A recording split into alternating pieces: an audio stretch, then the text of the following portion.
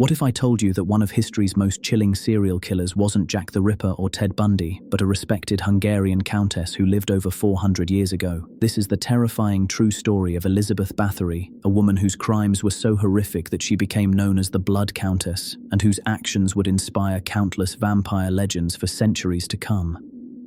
Picture this. It's 1610 in the Kingdom of Hungary. You're a young peasant girl, maybe 14 or 15 years old, and you've just been offered a position as a servant in one of the most prestigious castles in the region. The pay is good, the work seems manageable, and you'll be serving nobility. What could go wrong?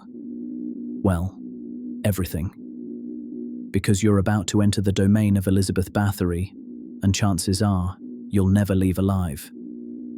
Elizabeth Bathory was born into privilege in 1560, part of one of Hungary's most powerful noble families. The Bathory name carried weight throughout Eastern Europe, with family members holding positions as princes, cardinals, and military commanders.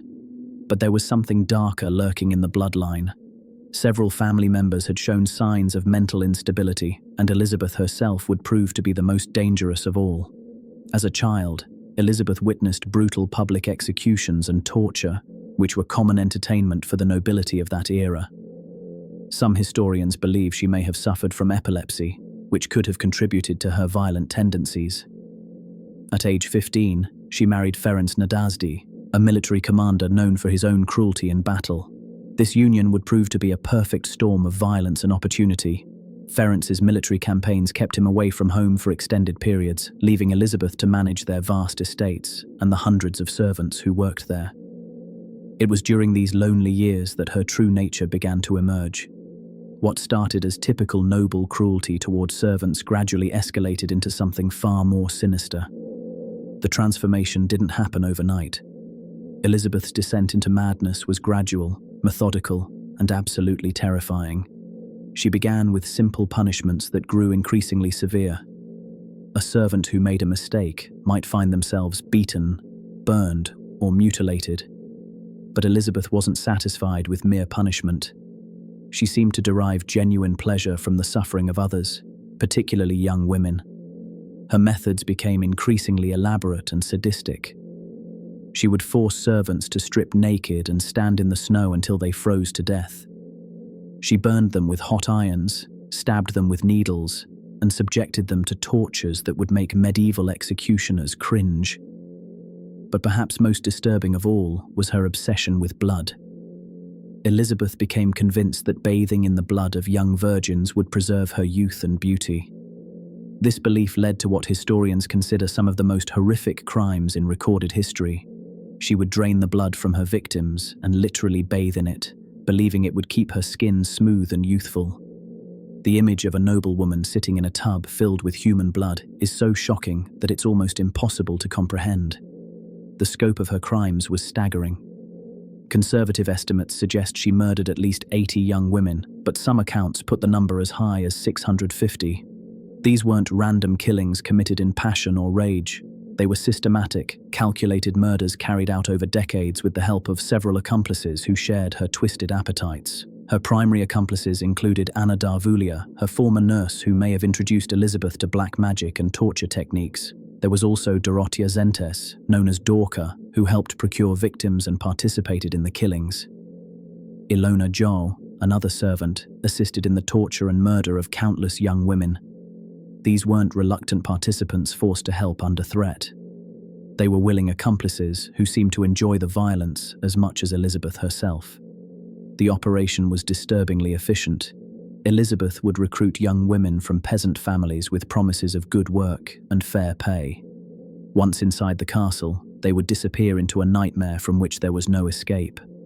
The bodies were disposed of in various ways. Some were buried in the castle grounds, others were thrown into rivers, and some were even given to wild animals. For years, Elizabeth's crimes went unchecked. Her noble status provided protection, and the victims were all from lower social classes whose disappearances weren't investigated. Local authorities either looked the other way or were too intimidated by the Bathory family's power to intervene.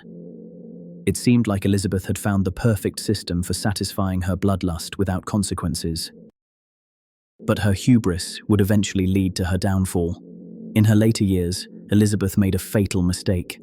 She began targeting daughters of minor nobility, young women whose families had connections and influence. When these girls started disappearing, questions were finally asked by people who couldn't be ignored. King Matthias II of Hungary ordered an investigation led by György Thurzo, the Palatine of Hungary. On December 30th, 1610, Thurzo and his men raided Čachtice Castle. What they found was beyond their worst nightmares. The castle was a charnel house, with bodies and body parts scattered throughout.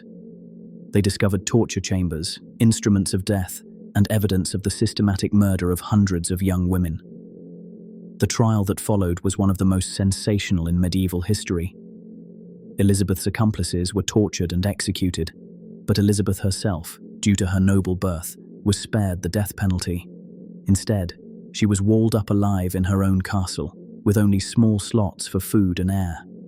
She would spend the remaining 4 years of her life in this living tomb, dying in 1614 at age 54. The Blood Countess left behind a legacy of terror that would echo through history, inspiring countless vampire legends and horror stories. Her crimes remain some of the most shocking in recorded history, a reminder of how absolute power can corrupt absolutely, and how the darkest impulses of human nature can manifest when left unchecked. Thank you for watching, and for joining me as we revisited one of history's darkest crimes.